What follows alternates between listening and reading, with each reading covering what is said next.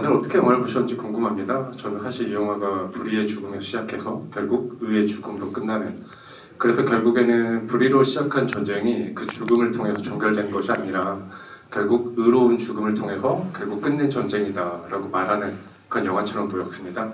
그런 측면에서 이 3부작의 마무리가 굉장히 좀 의미가 깊다라는 이야기를 하고 싶고요. 동시에 이제 오늘 이제 김성수 감독님과 김한민 감독 모시고 지뷰를 할 예정인데, 어떻게 보면 이제 극장의 봄을 열어주신 감독님과 그리고 이제 흥행의 바다로 다시 나아갈 그런 영화의 어떤 콜라보레이션이 아닌가라는 생각도 듭니다. 그런 측면에서 이제 두 영화를 이제 이야기해볼 수도 있겠지만, 오늘은 노량의 자리이기 때문에 아무래도 김성수 감독님도 노량에 굉장히 집중해서 많은 얘기를 해주시지 않을까 기대가 됩니다. 두 마스터분의 어떤 이야기를 저도 기대하고 있고요. 혹시 그러면 감독님도 아직까지는 제가 조금만 더 썰을 이어가 보도록 하겠습니다. 일단 이 영화가 이순신의 죽음을 다루고 있지만 결국에 이 영화가 단순히 누구의 생리를 다룬 영화는 아닌 것 같아요. 죽음의 바다라는 것 자체가 결국에는 이 안에 있는 모든 전쟁에 참여하는 혹은 전쟁에 끌려 들어온 평범한 사람들의 죽음이 결국에는 어떤 초인의 힘을 통해서 결국 종결하게 되는, 그래서 그들을 다시 집으로 돌려보내거나 이 전쟁을 끝내게 되는 그 무고한 희생자가 없게 만드는 그런 초인에 관한 영화인 것 같습니다. 그런 측면에서 이 죽음의 바다라는 부제가 굉장히 큰 의미가 있다는 생각이 들고요. 동시에 그리고 결국에는 이 영화를 통해서 많은 분들이 이순신이라고 생각했던 그 이순신의 어떤 영웅적인 상을 많이 생각하셨던 분들이 그 사람의 어떤 개인적인 고뇌 그리고 인간적인 면모, 그리고 동시에 초월적인 어떤 인간으로서의 어떤 그런 의지 같은 것들이 굉장히 많이 돋보이지 않았을까. 그래서 우리가 역사적인 어떤 메타포로 보는 그런 인물을 그냥 우리의 가까운 어떤 인간적인 면모로 생각하게 되는 것 같습니다. 네, 드디어 감독님 보셨으니까 제 거를 끝내고요. 네, 그럼 두 감독님을 빨리 모시고 GV 진행하도록 하겠습니다. 네, 감독님들 입장 부탁드릴게요. 박수로 맞이해주세요.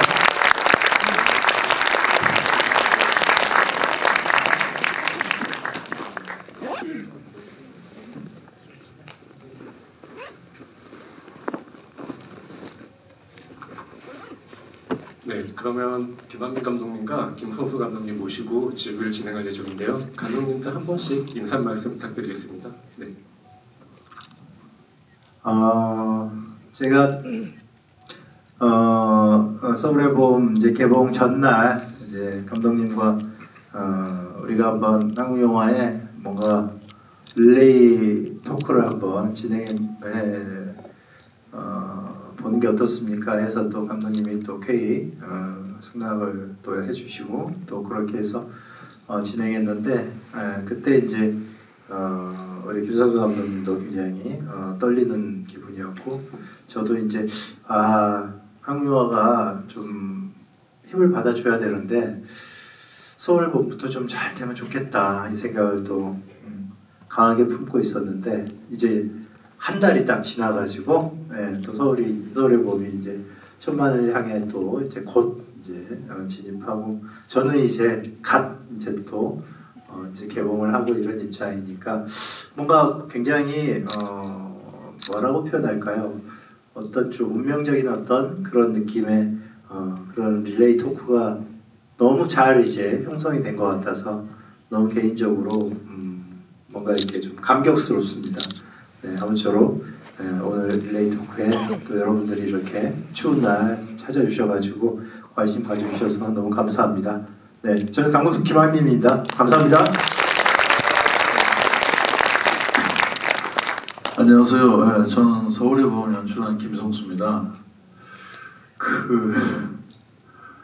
이런 GV가 제가 한국 영화계 이제 저는 뭐 별 볼 일 없이 30년 넘게 있었는데 이런 식의 GV는 처음인 것 같아요. 처음이고 먼저 이런 제안을 흔쾌하게 해줬던, 저보다는 사실은 김한민 감독님이 후배지만 이렇게 큰 대인처럼 이제 큰 마음으로 이런 한국 영화를 살리기 위한 큰 마음을 먼저 베풀어 주셔서 제가 먼저 큰 도움을 받았고, 그 다음에 저도 이제 오늘 다시 그 답례로 이렇게 할 수 있게 돼서 너무 뜻깊은 것 같아요. 근데 사실은 제가 저 맨 뒤에서 오늘 영화를 이제 한 번 더 봤는데 영화에 완전히 빠져들어갔고 영화에 정말 완전히 빠져들어서 그래서 그 오늘 제가 GV 한다는 것조차를 잊어버리고 아무튼 진짜 엄청난 영화입니다. 그 실제감이나 이제 말씀드리겠지만 뭐 이거는 한국 영화사의 진정한 걸작이라고 생각합니다. 영화 너무 잘 봤습니다, 감독님. 네, 감사합니다. 네, 이렇게 또 두 감독님들의 이야기를 들어보니까 이 품앗이 GV라는 장르가 이번에 또 두 영화를 통해서 이게 또 새롭게 생기는 것 같은데 오늘 리버풀로 이제 노령의 날입니다. 그리고 일단은 김성수 감독님이 방금 또 이 영화에 빠져들었다라고 말씀을 주셨는데 다행이에요. GV 한지 안 잊어버리시고 나오셔가지고 집에 가셔보면 어땠을까 다행입니다. 그리고 이렇게 그래서 궁금했는데요. 이제 아무래도 뭐 서울의 봄도 마찬가지지만 어떤 역사물이잖아요. 이 영화도 역사물이고 그 두 영화의 공통점은 리더십에 관한 이야기인 것 같아요.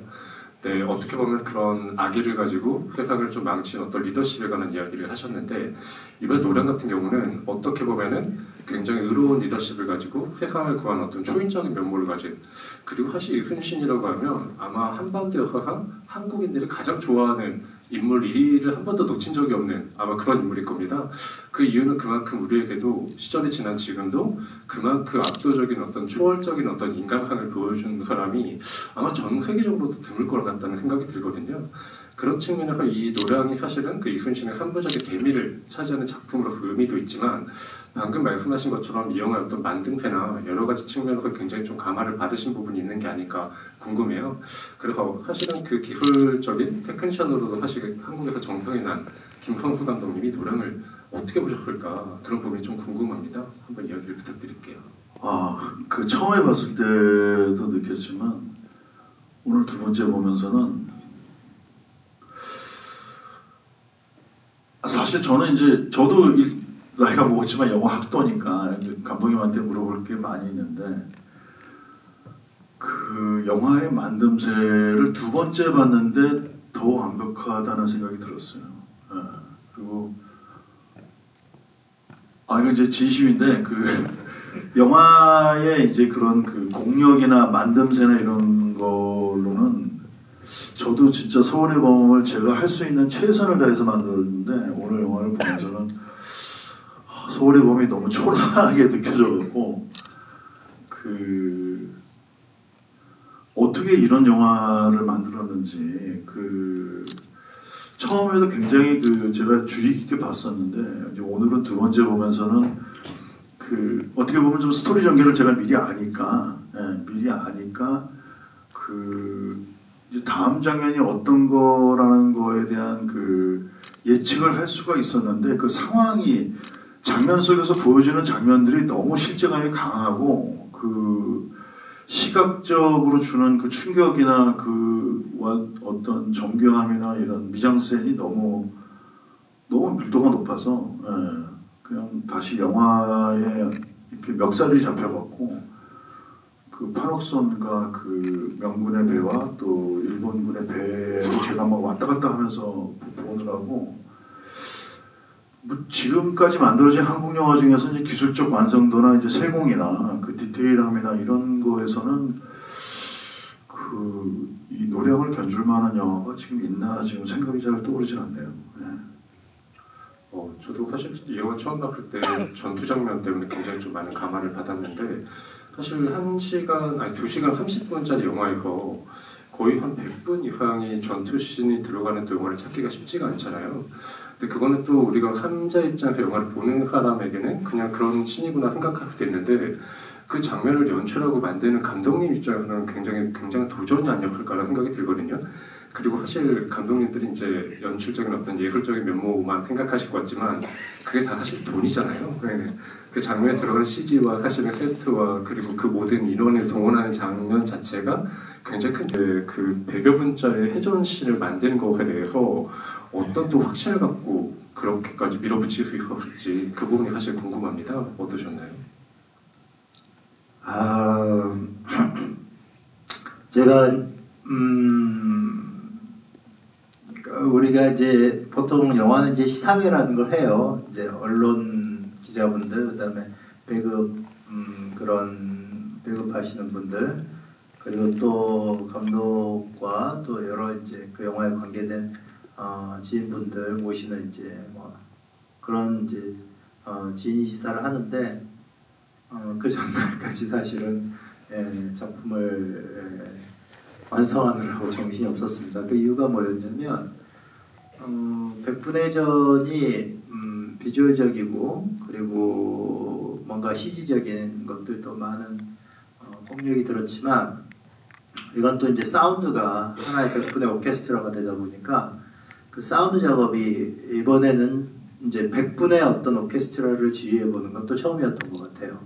어떻게 보면은 이제 명량과 한산과 이제 이거는 거의 한 60분 내외 정도의 그런 느낌에서의 오케스트라였다면 이제 그거는 어떤 이제 좀 실내 교향악단의 어떤 뭐 조금 이제 이해하기 쉽게 비유를 하자. 그런데 이거는 엄청난 이제 하나의 그 기승전결의 서사가 있는 대작 오케스트라를 연주하는 느낌이 들어가지고 그거를 잡아내는 게 정말 쉽지가 않더라고요. 그래서 물론 이제 중간중간 백분의 그 회전을 완성하면서도 사실은 뭐 전작들이 있었죠. 명량이 61분 그리고 한산이 51분 이런 이제 회전신이 있었긴 했지만 이 백분의 어떤 지점들을 그거를 회전의 어떤 기승전결을 만들고 그 속에서 관객들과 함께 뭔가 이해도를 주면서 그리고 몰입도를 주면서 그리고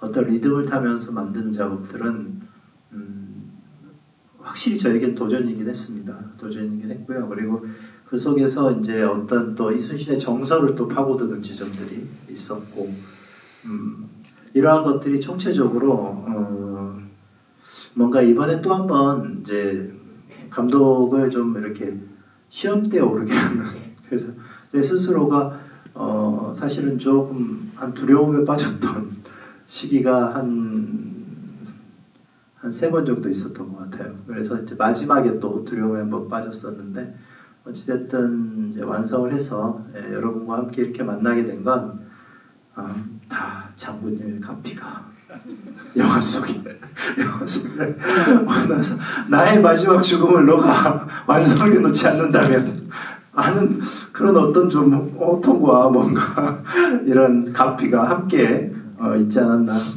일단 그렇게 말씀드리겠습니다. 네.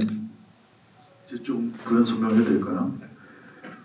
제가 아까 이 영화에 왜 압도당했나를 말씀을 좀 부연 설명드리면 한 편의 영화를 찍을 때 이제 들어가는 공력이 있어요. 그러니까 물론 영화의 장르나 규모나 내용에 따라서 다 다르죠. 그리고 뭐 더 오래 찍었다고 해서 더 좋은 영화고 빨리 찍었다고 해서 뭐 가벼운 영화는 그런 건 결코 아니지만 한 편의 영화를 만들 때 이제 또는 한 시퀀스, 한 장면, 한 쇼트를 완성시킬 때 들어가는 공력의 양이 있는데 제가 아까 왜 서울의 봄이 초라하다고 느꼈냐면 이 영화 그러니까 앞에 또 명랑이나 뭐 한산에서도 그 해전이 뭐 기가 막히지만 지금 이 노량해 같은 경우는 그러니까 뭐 이렇게 뉴스에서 보면 그러니까 언론에서 보면 이제 그 롱테이크로 그 전투하는 장면들 뭐 이제 일군이 또 명군이 조선군이 싸우는 장면을 롱테이크로 쭉 따라가는 장면이 대단하다 그러는데 그거는 뭐 그 장면은 저도 뭐 오늘 보니까 말할 것도 없는데 사실은 이제 이게 실제로 촬영장에서 이제 이렇게 배우들하고 막 찍고 이렇게 하는 장면이 이 영화에서 차지하는 비율이 제가 생각할 때는 그게 대단하지만 그것보다 훨씬 더 많은 공력이 들어갔어요. 그러니까 그 한 장면을 완성한 다음에 그 뒤에 들어갈 장면들을 또 따로 찍고 그리고 이제 컴퓨터 그래픽으로 찍은 것처럼 이제 부감으로 찍지만 그 가판에서 벌어지는 액션들의 상당 부분은 또 실사 액션을 거기다가 이제 합성을 시키는 거거든요. 근데 그런 거를 찍어서 후반 작업에서 다 할 수가 없어요. 찍을 때 이제 다 계산을 해야 되거든요. 설계를 하고.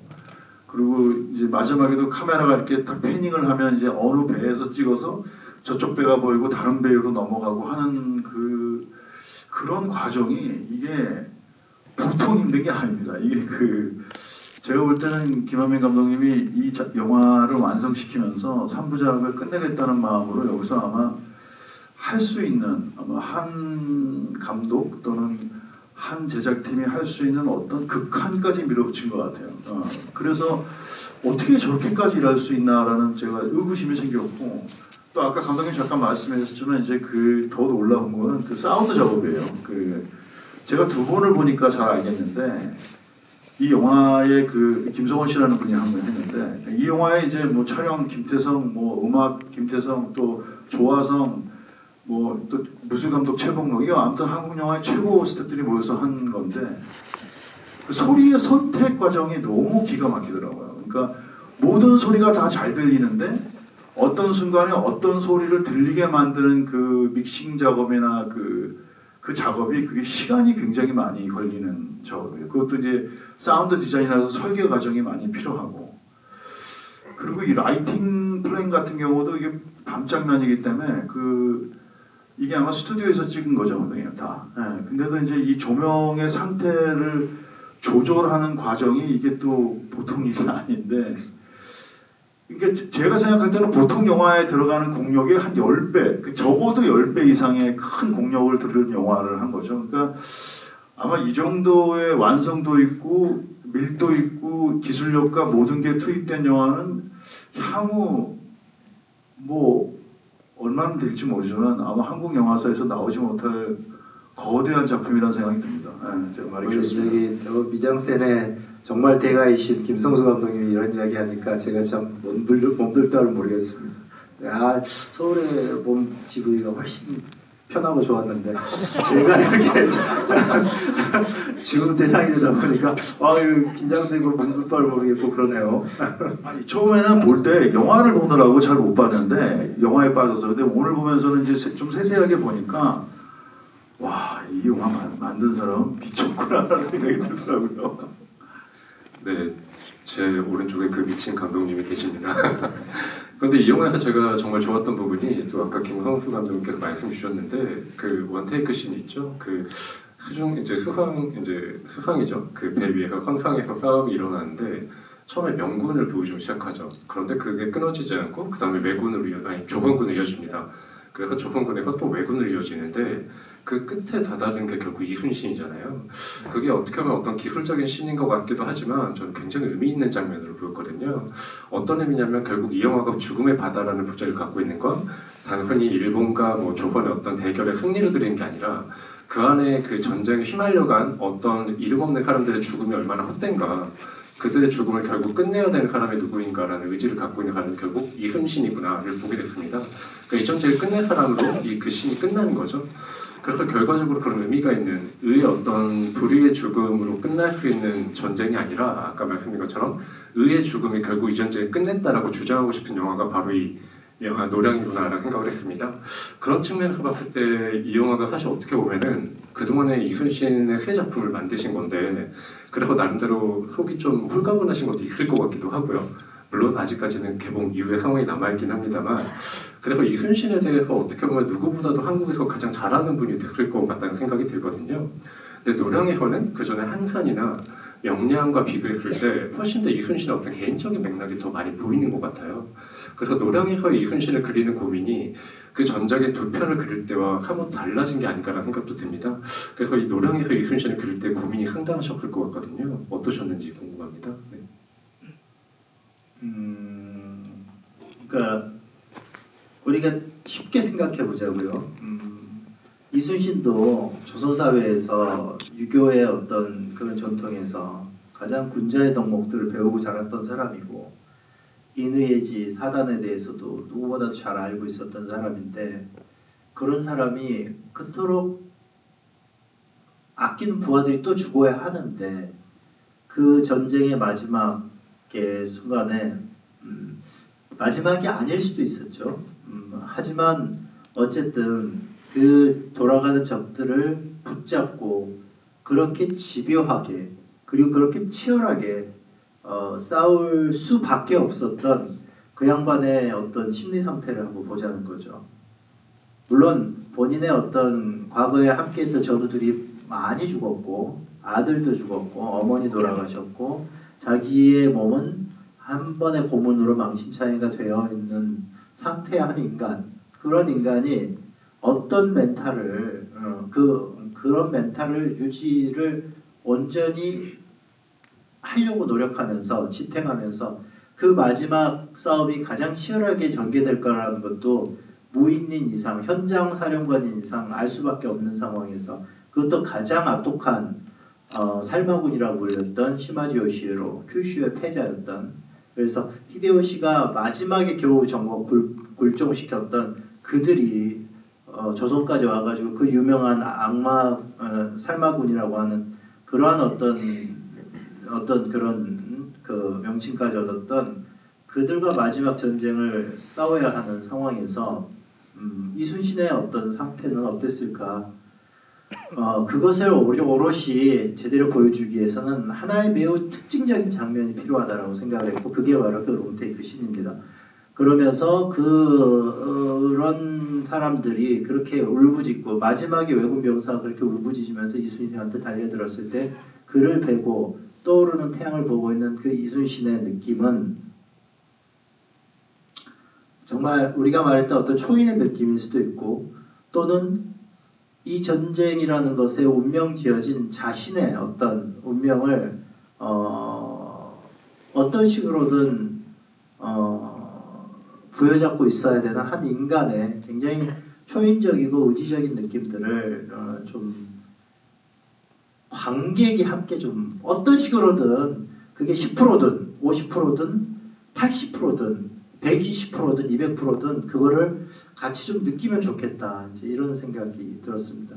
그래서 영화를 개봉하고 남성분들이, 특히 젊다는 것은 뭐 20대부터 한 5, 60대까지 그분들이, 남성들이 우는 걸 저는 처음 봤습니다. 그래서 그걸 보면서 적어도 내가 뭔가 조금은 다가가게 뭔가 그 장면을 연출했구나라는 생각이 들었고, 그때 저는 또 같이 저도 눈물이 좀 많이 흘렀는데, 그런 장군이 결국엔 환영을 보고, 죽은 자기 동료들을 보고, 죽은 자기가 가장 아끼던 아들을 보고, 그리고 결국 다시 북을 들고 또 독전하고, 그러면서 결국은 자기는 총에 맞고 돌아가시는 그 모습 속에서 우리는 굉장히 초인적인 한 인간을 보지만, 또 그걸 통해서 굉장히 아이러니하지만 전쟁의 참상이라는 것이 무엇이고, 그리고 이 전쟁이 정말 되풀이되지 않고 가기 위해서는 이 어쩔 수 없는 이 운명적, 이 양반의 그 초인적인 어떤 그것을 같이 한번 느껴보자. 난 이거 일본 분들이 많이 봤으면 좋겠어요.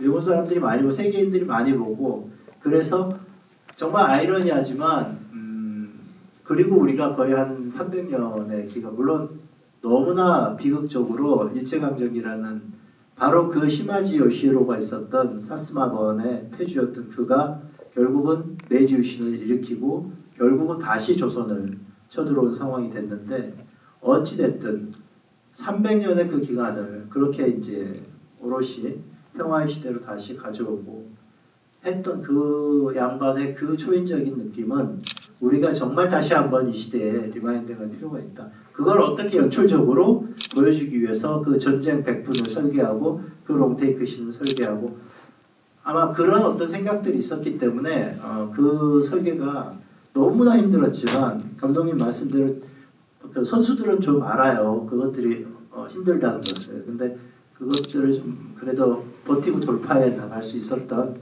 그런 힘이 아니었나 싶습니다. 어떻게 보면 또 배우들에 관한 이야기를 한번 해볼까 하는데요. 이번에 좀 김광수 감독님께 한번 여쭤보면 좋을 것 같습니다. 이 영화 보면 한계국어가 나오잖아요. 그게 어떻게 보면 감독 입장에 보면 진짜 배우들도 힘들지만 감독도 외국어 연기하는 배우 디렉팅하니까 아주 쉬운 일이 아니라는 생각이 들거든요.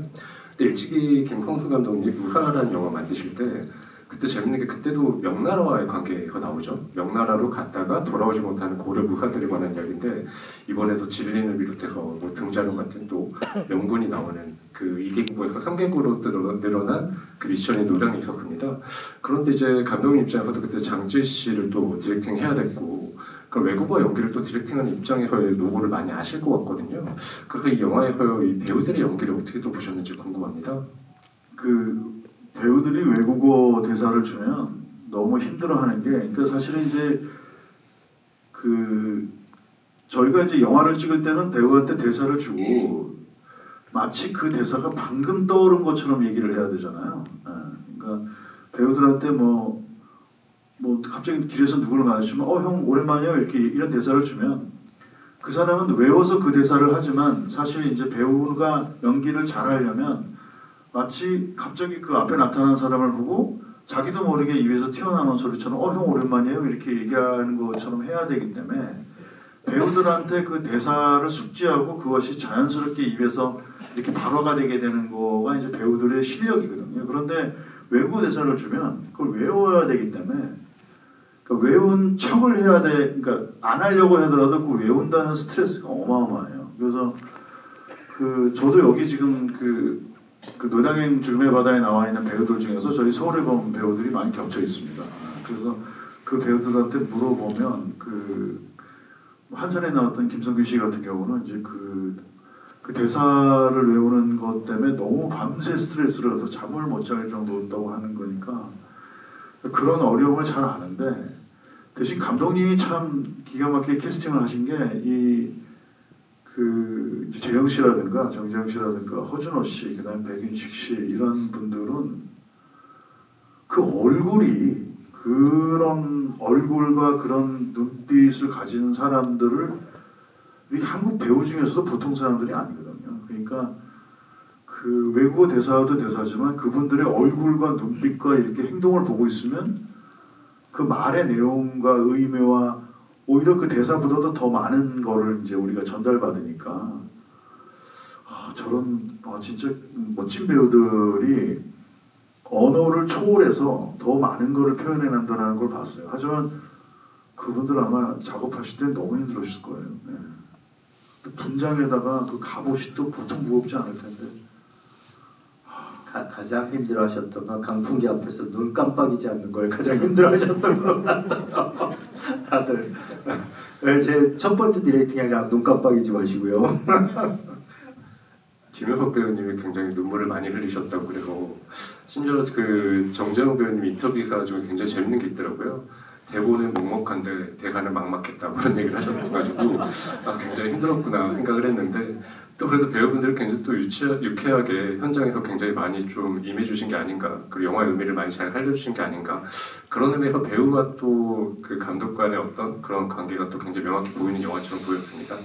저희가 또 많은 이야기를 해보고 싶은데 일단은 또 관객분들이 오늘 이렇게 엄동선언에 여기까지 와주셨기 때문에 질문을 받아볼까 해요. 그리고 오늘 질문해주신 분 중에 5분 정도는 그 특별 배지를 주신다고 합니다. 제가 받고 싶네요, 사실은. 네.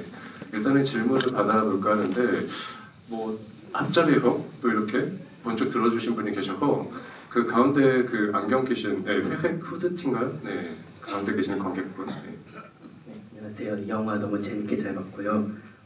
영화 보면서 질문 드리고 싶었던 게 있었는데 첫 번째는 이제 김한민 감독님은 핸드폰 이후로 이제 명량부터 계속 역사적인 어떤 사건 그런 것들을 이제 소재로 한 작품들을 많이 하고 계신데 이런 역사적 사건들을 소재로 선택하신 이유가 궁금하고 혹시 다음 차기작도 역사적 사실에 관련된 것인지도 궁금하고요. 또 한 가지는 영화를 보다가 이제 그 한국어 대사들도 자막에 나오던데 그 연출 의도가 궁금했습니다. 두 번째 질문부터 답해드리자면 명량 때까지는 어떻게든 해전에서도 소리가 대사들이 들리게끔 하려고 했어요. 그런데 뭐 국회를 갔더니 어떤 국회의원분이 다 좋은데 감독님 딱 한 가지 그 대사가 잘 안 들리더라고요 이러시더라고요. 그랬더니 옆에 있던 우리 김선수 감독님처럼 선배님 감독이 그 귓구멍이 잘못된 거 아닙니까? 이러시고 그러니까 아주 파한대소하게 되었는데 사실 그 제가 이제 그 지점에 대해서 도대체 그 수많은 음악과 막 이펙트와 앰비언스와 이런 것들이 난무하는 속에서 어떤 대사를 들리게 하는 방법을 좀 못 찾기도 했고 또 그거를 하기 위해서는 더 정교한 어떤 믹싱 작업을 해야 되는데 그거보다는 좀 자막을 드리자라는 생각을 과감하게 했습니다. 그래서 이제 한산 때부터 전투 장면에서는 이제 과감하게 우리 한국어에도 좀 자막을 넣자. 그런데 의외로 반응이 좋았어요. 그래서 노량 때는 더 과감하게 좀 예, 뭐 썼던 것이고요. 그리고 역사 영화를 하려고 했던 것은 1차적으로는 액션 영화를 좀 찍고 싶었어요. 제가 강남도 살인 사건과 핸드폰은 특히 핸드폰은 정말 노력해서 그것도 만든 영화인데 이제 스릴러다 보니까 영화를 만드는 과정이 상당히 감독에게는 좀 치밀하고 디테일해져야 되는 지점과 뭔가 이 반전과 이런 것들에 대한 계산들 뭐 이런 것들이 너무 이렇게 그 복잡한 영화였었는데 보시는 관객들이 그 영화는 또 극락도는 좀 됐지만 흥행이 핸드폰은 또 많이 안 됐어요. 안 되다 보니까 뭐라고 할까 너무너무 허무한 거예요. 네. 이게 이렇게 해서 영화를 찍는 게 맞나 싶어서 아 나도 좀 더 미장센에 우리 김성수 감독님의 영화들에서 보여주는 멋진 미장센에 그런 영화들도 좀 하고 싶다. 그러면 뭔가 이야기는 단순하고 미장센은 좀 이렇게 화려한 어떤 게 뭐가 있을까 해서 이제 액션 장르를 한번 찍어보자. 그런데 그 액션을 나는 김성수 감독처럼 막 감독님처럼 이런 액션을 뭔가 이렇게 다이렉트하게 못 찍겠더라고요. 그래서 그러면 역사를 좀 갖고 해야겠다. 내가 평소에 좋아했던 그래서 역사 액션 영화. 그러면 전쟁을 찍어야지. 그리고 전쟁을 찍는데 그냥 찍는 건 그래. 그리고 예전부터 내가 우리 선조들의 순환식이라고 하는 병자호란, 임진왜란 그리고 일제강점기를 가지고 역사 3부작을 한번 만들어보자. 뭐 이런 생각들이 일련에 같이 총합적으로 이루어지면서 이제 전쟁 액션 영화를 최종병기 말부터 찍기 시작했던 것 같아요. 네. 그리고 차기작 혹시 계획된 게 있는 걸로 아는데 그것도 말씀해 주시면 좋을 것 같은데요. 그거는 이제 좀 더 이제 드라마에 가까운데 이제 드라마로 해서 그러니까 한 8부작 정도 해서 이제 전쟁 액션으로 이제 임진왜란을 다뤘다면 그거는 이제 좀 정치 외교사적 입장으로 뭔가 이렇게 7년 전쟁이라는 제목으로 임진왜란을 이제 들여다보니까 거기에 너무 빛나고 또 너무 입체적이고 재밌는 인물들도 많고 또 우리가 당시부터 굉장히 한 임진왜란의 한 5년간은 협상으로 거의 시간을 보내거든요. 임진년 초기 1992년, 93년까지 전쟁을 하고 또 정유년 1997년에부터 이제 1998년 종결되기까지의 어떤 전쟁이 있고 그 사이는 이제 강화 협상이라는 것을 벌여요. 그런데 그 협상의 어떤 지점이 너무나 재미있어요. 그래서 여러분들에게 그런 드라마는 이제 제가 공부한 김에 또 이 임진왜란사를 들여다보는 김에 한번 정치외교사적 입장으로 좀 정리를 한번 하고 싶다라는 생각이 있고 그리고 또 영화적으로는 이제 또 좀 사이파이에 한번 도전해보고 싶다라는 생각이 있어서 그 두 가지를 양쪽으로 준비를 하고 있습니다. 네. 아마도 김한민 감독님 새로운 이순신을 한 번 더 볼 수도 있지 않을까라는 생각이 듭니다. 또 다른 질문 있으신 분 계시면 저 세 번째 정도 자리에 계시는데 영화 너무 잘 봤습니다. 그 준사 역할을 맡은 김성규 배우님만 이제 한산이랑 노량이랑 연속해서 나왔는데 그 특별하게 준사 배우만 똑같은 배우를 쓰시는 박훈 배우도 있어요. 그 두 배우분들만 특별하게 이제 같은 역할을 계속 맡기신 이유를 알고 싶습니다. 일단은 이순신은 바뀌었잖아요. 예, 이순신은 바뀌었으면 저는 이제 물론 우리 감독님도 이제 캐스팅의 어떤 그 궁합이나 여러 가지 그 원칙이 순서가 있으시겠지만 일단 웬만하면 이제 주연 배우가 캐스팅이 확정이 되잖아요. 예, 그러면 그 주연 배우 맞게끔 주변 이제 인물들을 배치하는 게 보통은 그렇게 합니다. 그러니까 이제 박해일이라는 배우에서 이제 김윤석이라는 배우로 이순신이 바뀌었단 말이죠. 그럼 거기에 맞춰서 이제 전체적으로 캐스팅을 하는데 그래도 한산에서 꼭 이어졌으면 하는 배우가 준사였어요. 특히 항해장수고 항해라는 개념은 제가 이 3부작을 하면서 매우 중요하게 생각하는 개념입니다. 왜냐하면 적의 입장에서 아군화됐고 그 아군화되었을 때 그가 어떤 명분을 가지고 아군화됐고 또 아군이 되면서 또 어떤 식으로 거기서 활약하고 그리고 어떤 식으로 기승전결의 이 캐릭터의 등장과 퇴장을 맞이하는지는 굉장히 의미가 있을 것 같았어요. 그래서 이제 그런 지점에서 그 항해라는 개념을 저는 처음부터 이건 매우 중요한 개념이다라고 생각을 했고 그 인물을 그 인물만은 한산과 노량에서 굉장한 연속성을 가졌으면 좋겠다라고 생각을 한 것이죠. 그래서 또 김성규 배우가 워낙 또 그 친구가 젊지만 너무 연기를 잘해요. 그래서 또 연기파고 학구파고 그래서 또 일본어를 처음 했다는데 일본어를 너무 잘하는 또 배우였고 이제 그래서 이제 그 배우를 한산 때 너무 정말 리스펙해서 노량 때도 너무 꼭 같이 가야 된다. 그래서 뭐 이순신의 연배가 어떻게 되든 주변이 어떻게 되든 너무 꼭 같이 가야 돼. 그렇게 최애 배우 중에 한 명이었기 때문에 그렇게 했습니다.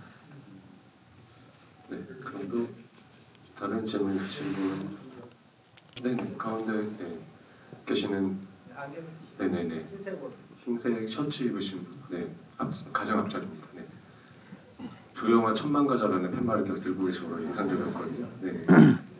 영화 오열하면서 봤습니다. 너무 잘 봤습니다.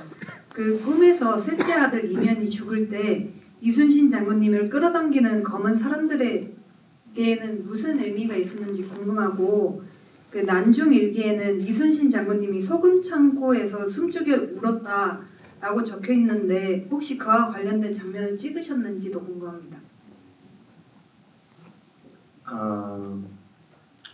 그 장군님이 아무리 의를 위해서 싸우셨지만 또 이제 그 왜군들을 많이 죽여야 했잖아요. 그래서 그 왜군들의 어떤 그 뭐라고 할까요? 그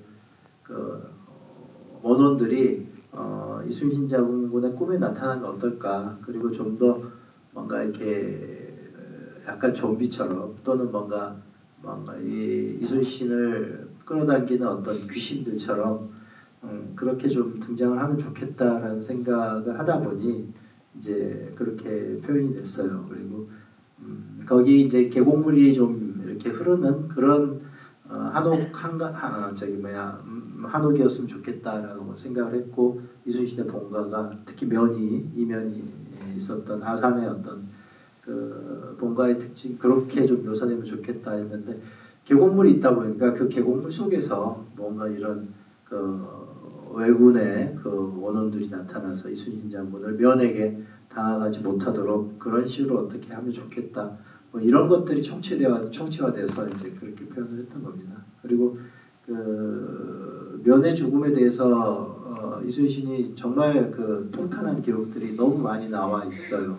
본인의 기록에도. 근데 거기서 보면은 정말 너가 살고 내가 죽는 게 이치지 하늘의 이치인데 어찌 너가 죽고 내가 산단 말이냐 하면서 정말 통곡하고 그리고 실제 또 기이한 꿈도 꾸시는데 면이가 나타나서 아버지 진 중에 나를 죽인 왜 군사가 있는데 어찌 그를 찾아내 처단하지 않으십니까 해서 이 기이한 꿈이 뭔가 해서 진중에 알아봤더니 실제로 그들이 있었어요. 그들을 그래서 처단한 기록도 있습니다. 그러니까 장군님이 기이한 꿈도 꾸시고 예지몽도 꾸시고 많은 꿈들을 꾸시고 면이가 또 저기 죽기 며칠 전에 낙마했는데 면이가 그냥 뚜렷이 쳐다보는 그런 어떤 꿈도 꾸시고 그러니까 이 꿈이 뭐 어떤 징조인지 모르겠다라고 그런데 이런 것들이 참 그러니까 이 양반은 그러니까 왜군들은 귀신 장수라고 이순신을 불렀는데 정말 꿈을 많이 꿔요. 특히 또 명량하실 때 어떤 선인이 나타나서 이렇게 싸우면 이기고 이렇게 싸우면 진다라고 또 가르쳐주고 그러니까 이분은 그런 부분에서 좀 어떤 천기가 열려 계셨던 분이 아닌가라는 생각을 합니다. 어쨌든 이제 뭐 그런 어떤 면에서 이제 그런 묘사들이 나왔던 것 같습니다. 네. 네 번째 질문은 저 뒤쪽에 계시는 좀 어두워서 잘 안 보이는데. 깊게 받았는데 가장 또 좋았던 점은 그 이순신의 인간관계 또 그 주변에 있던 장수들을 이번에 노량에서 표현해냈다는 점. 이순신이 혼자서의 싸움을 모두 이룬 게 아닌 게 그 점에서 굉장히 좋았고요. 또 의문시되는 거는 7천년 해전 이래로 역사적 고증을 물론 거치셨겠지만 그 거북선이 나타나지 않는다는 기록도 있는데 표현을 해서 물론 영화가 철저히 뭐 고증에 의해서 제작되는 건 아니라고 생각됩니다.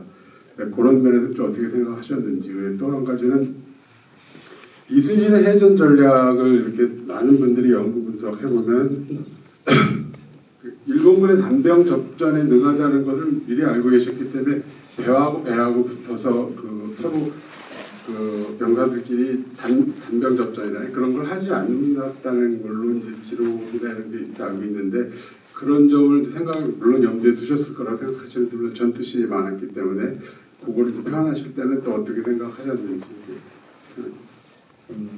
질문하신 분은 그 이순신과 그 주변 그리고 뭐 인물들 그리고 또 진법이나 또 어떤 기록들 이런 것들을 아시는 분이 내 질문입니다.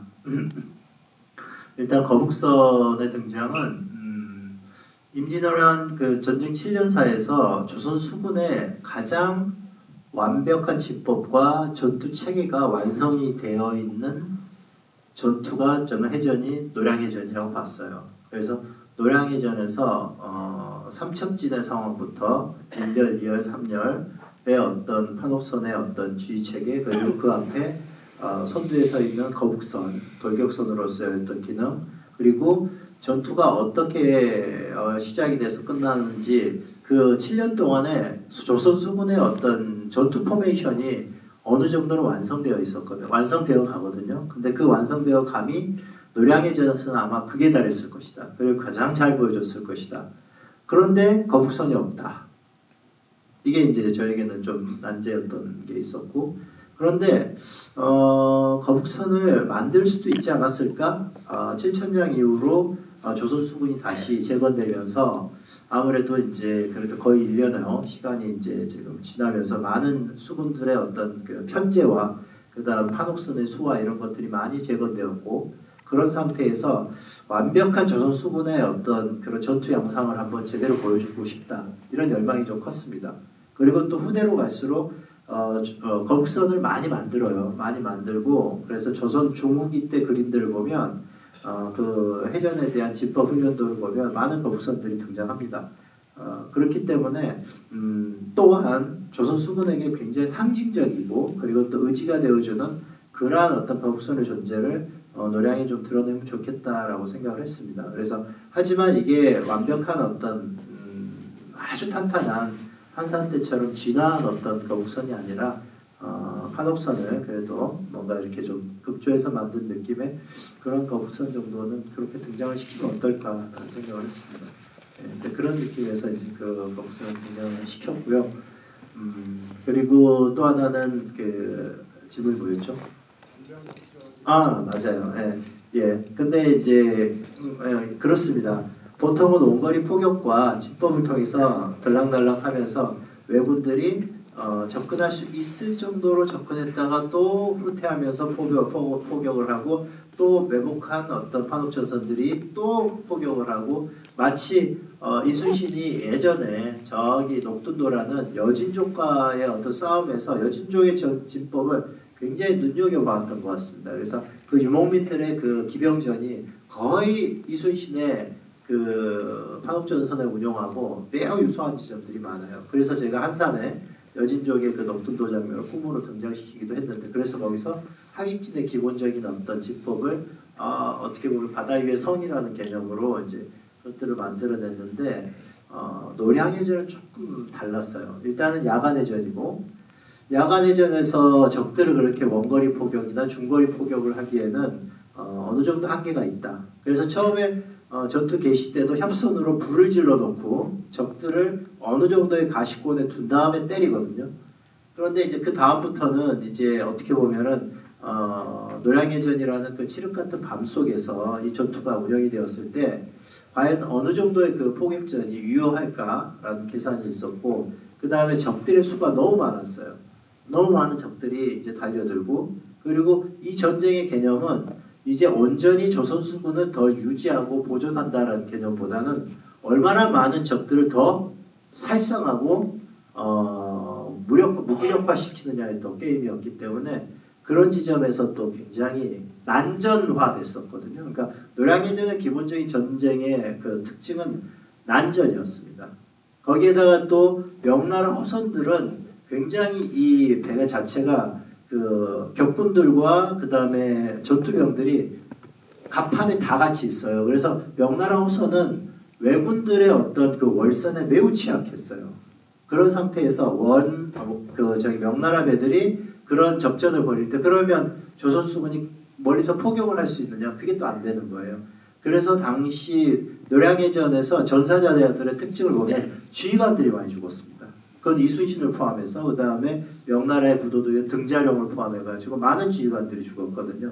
그게 이제 단거리 접전에서 난전화되다 보니까 이제 그렇게 된 건데 이제 뭐 그런 어떤 특징들이 있어서 결국은 마지막에 이제 난전으로 그렇게 치닫는 상황이 되었던 거죠. 네. 네, 그럼 오늘의 마지막 질문을 받겠습니다. 아까부터 너무 열심히 들으셔서 저기 모자 쓰신 분께 마지막 질문을 부탁드릴게요. 네, 저는 지금 오늘 티셔츠 입고 왔는데 명량 때 그 경희대에서 첫 제품 발표할 때 음역 추첨식에 예. 그때 뵙고 한산 때 그 감독판 할 때 혹시 기억나시는지 모르겠는데 제가 포스트 때 노량에 대해서 되게 기대한다고 해서 감독님이 뽑으셔서 제가 한번 무대에 나와서 감독님을 만나기를 기억나세요? 네, 기억 안 납니다. 죄송합니다. 그때 무대에서 네네. 어쨌든 쭉 그 다음에 다큐멘터리도 있었고요. 감독님을 쭉 보고 그 다음에 포맷필로도 보고 엔차 계속 했었고요. 그 오늘 김성수 감독님 오셨는데 서울을 보면 제가 6번 정도 엔차로 했었고요. 그래서 오늘 또 같이 나오신다고. 어쨌든 그 역사의 얘기이긴 한데 저는 두 가지 관점들이 있는데요. 이 영화는 저도 아까 김성수 감독님 말씀대로 이런 영화를 누가 어떻게 만들었을까. 그래서 이 영화를 제작하면서 다양한 기술들이나 새로 개발한 촬영 기법도 있을 텐데 그런 것들 좀 소개해 주시면 좋겠고요. 그다음에 저는 영화 보는 또한 목적이 영화를 보고 그 가족들이나 애들한테 다시 이제 함께 보기 위해서 이제 하는데요. 야, 이 영화를 어떻게 얘기를 해야 할까? 애들들은 그냥 단순히 명량이나 한산이나 이순신 장군의 영화다라고만 생각하지. 이 영화에 대해서 처음부터 계속 보지 않은 이상은 이게 애들한테 어떻게 전달해야 할지 이게 좀 고민돼요. 그래서 혹시 그런 팁을 알려주시면 이 얘기를 하면 애들이 꼭 볼 거다. 뭐 이런 걸 좀 얘기해 주시면 감사하겠습니다. 감독님, 뭔가 애들을 위한 팁이 없겠습니까? 저는 그 애들을 위한 팁에서 김한민 감독님의 그 이순신 3부작 트릴로지가 저한테는 특별한 게 제가 좀 전쟁사에 관심이 많아요. 근데 왜냐하면 전쟁사라는 게 그냥 전쟁 자체를 보여주는 게 아니라 역사를 바라보는 관점이거든요. 그래서 이를테면 뭐 저한테 영향을 많이 준 거는 펠로폰네소스 전쟁사, 투키디데스 같은 그 전쟁사를 보면서 이제 그리스의 그 아테나하고 이제 스파르타 얘기잖아요. 근데 왜 김한민 감독님은 이순신 3부작을 하면서 이순신을 각기 다 다르게 했을까? 그게 처음에 저는 되게 그 시간의 순서도 그렇지만 왜 그랬을까 생각했는데 제가 생각할 때는 영화 제목도 그렇지만 김한민 감독님은 이순신이 주인공이긴 하지만 그 전쟁이 주인공인 것 같아요. 그 우리가 알고 있는 그 노량, 명량 또 한산이. 그러니까 그 전쟁사의 관점에서 보면 그 전쟁이라는 걸 통해서 전쟁이라는 건 사실 정치 외교적으로는 권력자들의 약간 게임 같은 거긴 하지만 근데 이제 그 전쟁으로 인해서 이제 그 피해받거나 이제 영향을 받는 사람들은 거기 참여한 끌려온 그 군사들이거나 백성들이잖아요. 그래서 감독님이 지금 김한민 감독님이 만드는 영화, 저는 그 최종병기 활도 그렇고 그 그 역사를 전쟁사적인 관점으로 전쟁 하나씩을 영화로 이렇게 다뤄가는 태도, 그리고 이번에 이제 7년 전쟁 하신다는 것도 그 스필버그가 라이언 일병구하게 한 다음에 이제 밴드 오브 브라더스를 만들었듯이 이제 그렇게 하시려는 것 같아서 굉장히 그 한국 영화사에서 없었던 그 감독이 마치 굉장한 역사학자처럼 굉장히 집요하게 깊게 그리고 넓게, 거기다가 또 지금 오늘 영화 보셨지만 알겠지만 이거는 그 극장에서 보는 스펙타클이잖아요. 이거는 절대로 이제 나중에 보면 안 되고 반드시 극장에서의 극장 사운드 시스템에서 그 작은 화면으로는 지금 여기 이 영화가 담아내는 그 카메라 앵글이나 그 구도나 이런 것들을 작은 태블릿이나 텔레비전으로는 볼 수가 없는 영화예요. 이거 반드시, 저는 이 영화는 반드시 극장에서 꼭 봐야 되고 안 본 사람은 정말 큰 후회를 할 거라고 생각하는데, 그 김한민 감독님이 전쟁사로 한국의 역사를 이렇게 찝어내서 쓰는 굉장히 독특한 방식을 지금 쓰고 계신 것 같아요. 그게 너무 놀랍고 그런 분이 계시다는 게 너무 고맙습니다. 그래서 애들을 위한 TV.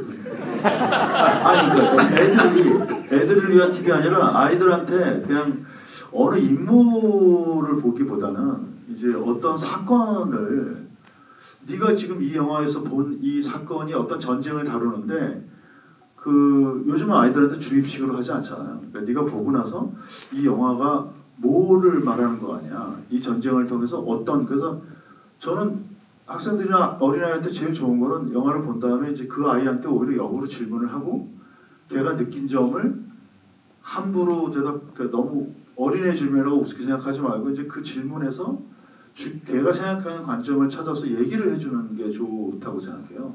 그러니까 애들한테 이 영화를 보면 넌 이걸 느껴라 라고 하는 거는 요즘 애들한테는 좋지 않은 것 같고, 근데 아마 이 노량을 포함해서 다른 3부작을 트릴로지를 이제 아이들한테 어떤 것도 보여주면 어른들이 모르는, 아이들이 보는 관점에서의 좀 새로운 걸 찾아낼 것 같고, 저는 노량을 보여주면 아이들한테 전쟁의 참혹함을 느낄 것 같아요.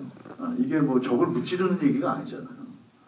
그러니까 아이들이 보면서 이 전쟁이라는 게 얼마나 나쁘고 얼마나 끔찍하고, 그리고 이순신 장군이 그 끝내려고 했던 거는 전쟁을 끝내려고 했던 거잖아요. 그리고 뭐 도망가는 사람들 죽이려고 했던 게 아니라 이 전쟁을 끝내야지만 더 이상 영화에서 한이 쌓이지 않고 이 삼국의 싸움이 이제 끝나겠다. 그러니까 가해자로 한 놈은 너 절대 앞으로 이런 짓을 하면 안 된다는 걸 확실히 가르쳐줘서 더 이상 우리는 누군가에게 전쟁을 일으키지 말자는 걸 했는데, 아마 아이들한테 미리 말씀하지 않고 그냥 보여준 다음에 애가 말하면 애들이 보나마나 제 생각에는 거의 전쟁이 저렇게 참혹하고 우리 전쟁하면 안 된다구나 이런 거를 아마 느낄 것 같아요.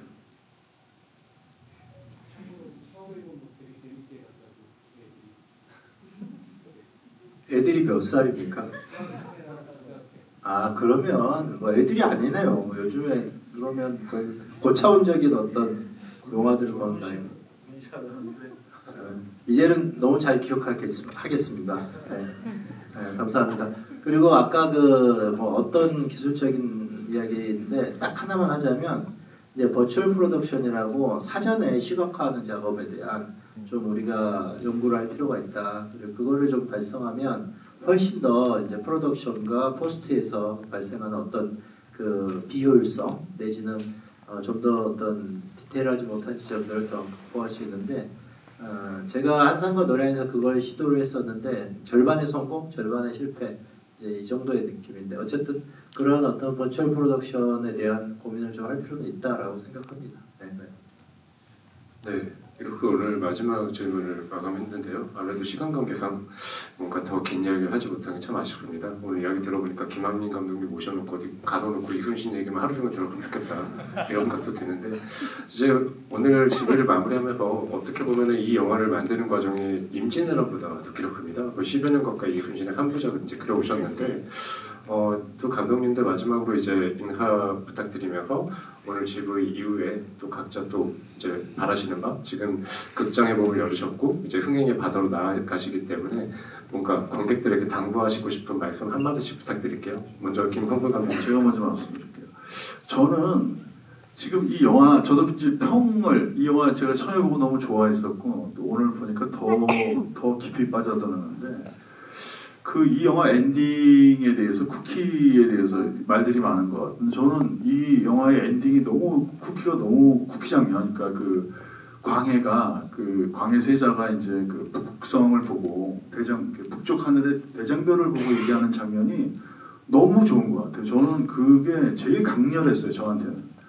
근데 오늘 영화를 보니까 이제 중간에 그 진린이라는 그 이제 명나라 장수가 그 별을 보면서 이제 저 별이 없었으면 조선의 명문이 다 있다고 얘기하잖아요. 그래서 그 옆에 있던 병사가 있죠 장군이 그렇게 당신이 이순신 장군을 그렇게 생각하는지 몰랐어요 하니까 이 사람은 아니 너도 그것도 몰랐다는 거야. 이순신 장군이 없었으면 이 나라는 끝났어라는 식으로 얘기를 하잖아요. 그러면서 그 사람이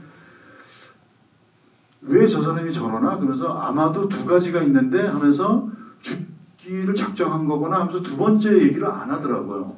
안 하고 그리고 이제 그 전투가 시작될 때 다시 그 북극성이 보이더라고요. 그 밤하늘에 빛나면서 이제 배들이 막 진격하고 그런 거가 다시 한번 하면서 이제 이 전쟁을 그 바로 직전에 이제 그 이순신 장군이 이 전쟁으로 나는 완전한 항복을 받아낸다고 하거든요.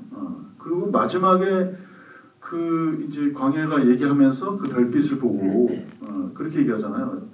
아마도 저렇게 대낮에 저 불빛이 환한 이유는 전하지 못할 말이 있거나 아니면 행하지 못한 일이 있기 때문이 아니겠는가 했는데 그 완전한 전쟁을 끝내는 것 그리고 완전한 뭐 항복이라기보다는 이 전쟁을 완전하게 끝나서 진짜 평화를 하겠다는 그 이순신 장군님의 마음 그게 너무 그것 때문에 그 별빛으로 끝나는 것 같고 저는 또 하나가 느낀 거는 이 북소리가 영화에 한 10분 동안 나오면서 10분 넘게 막 나오면서 하는데 이 영화가 어쩌면 이순신 장군의 죽음을 보여주지 않은 거는 이순신 장군님이 돌아가셨지만 이순신 장군은 죽지 않고 살아계시고 그 영화적으로 살아있다는 거는 그 대장별로 이제 우리한테 뭔가를 전달하고 싶은 그리고 우리가 그 전달이 뭔지를 생각하게 만드는 거기 때문에 저는 그 마지막 장면을 오늘 반복해서 보면서는 그 쿠키 장면, 그러니까 그 마지막 장면이 너무 명료했어요. 너무 강하고 그래서 그 장면에 대한 좀 논란보다는 그 장면이 갖고 있는 그 장면으로 인해서 이 영화가 완벽하게 완성된다는 느낌이 있어서 너무 좋았습니다. 뭐 저는 이 정도로 할게요. 네. 끝까지 영화에 대한 칭찬과 이렇게 해주신 감독님의 그 사랑이 전 너무 과분하고 고맙습니다. 아무쪼록 이 노량 죽음의 바다는 감독 김한민의 어떤 좀 진정성을 최대한 담아서 만들려고 했습니다. 그리고 그러면서도 여러분들이 놓치지 않는 어떤 해전의 쾌감과 그리고 이순신 장군에 대한 어떤 그 뭔가 이렇게 우리가 이순신 장군을 알 듯하면서도 너무 모르고 있었고 또 임진왜란을 또 알 듯하지만 너무 모르고 있었고 이런 것들을 여러분들에게 좀 내가 아는 선에서 최대한 보여드리고 싶었어요. 그렇게 해서 이제 3부작을 이렇게 어떻게 보면 참 운이 좋았죠. 3부작을 이렇게 할 수 있다고 하는 것은 그만큼 관객들의 사랑이 있어야 여기까지 올 수 있다고 생각하거든요. 근데 일단 왔습니다. 왔고 그리고 최대한 성실하게 그리고 최대한 뭔가 진정성을 담아서 이순신 장군의 죽음이 포함되어 있는 노량 죽음의 바다를 완성해서 여러분들에게 일단은 내놓았습니다. 그래서 여러분들한테 보여드려야 할 영화를 이제 보여드리는 것까지는 이제 제가 한 것 같고 나머지는 이제 뭐 여러분들의 사랑과 그리고 또 이제 앞으로 또 이제 우리 다른 이제 또 영화를 만드시는 감독님이나 이제 영화를 또 하시는 분들이 또 이순신의 또 다른 이야기들을 많이 또 해줬으면 좋겠어요. 그래서 저의 이순신 작은 여기서 종결하겠습니다. 감사합니다. 두분 모두 마지막까지 좋은 얘기 많이 해주셔서 감사하고요. 요즘 한국 영화가 어렵다, 뭐 극장 어렵다는 얘기 많이 나오는데 기자 입장에서는 이렇게 좋은 영화가 나왔을 때 뭔가 추천할 때 정말 어느 때보다 기쁜 것 같습니다. 그래서 두 영화가 계속해서 뭔가 극장가의 어떤 새로운 어떤 호흡을 계속 이끌어주면 좋겠다. 흥행의 바다로 계속 나갔으면 좋겠다는 생각이 듭니다. 오늘 늦은 시간까지 경청해 주셔서 정말 감사합니다. 다들 조심히 돌아가세요.